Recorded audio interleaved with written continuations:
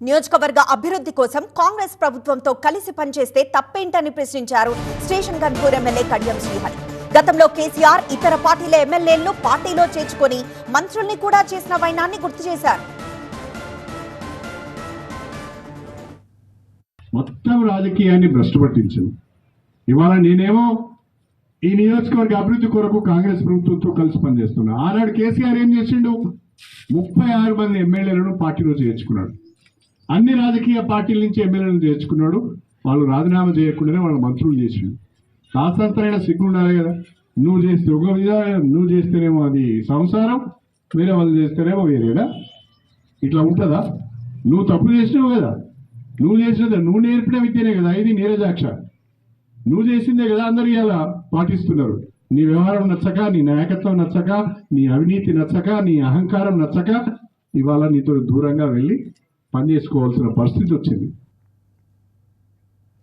వరంగల్ జిల్లాను గత బీఆర్ఎస్ ప్రభుత్వం 6 ముక్కలు చేసి ఆగమాగం చేసిందని విమర్శించారు కడియం శ్రీహరి.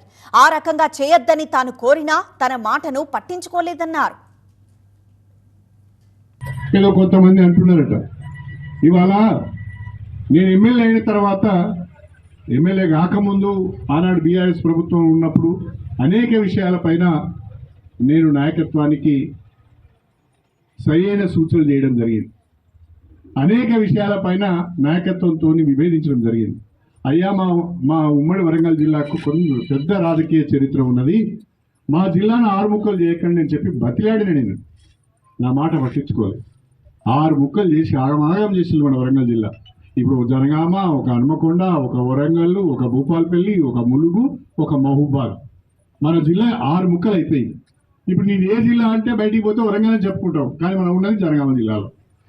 ఆ రకంగా చేయొద్దే అంటే చేసి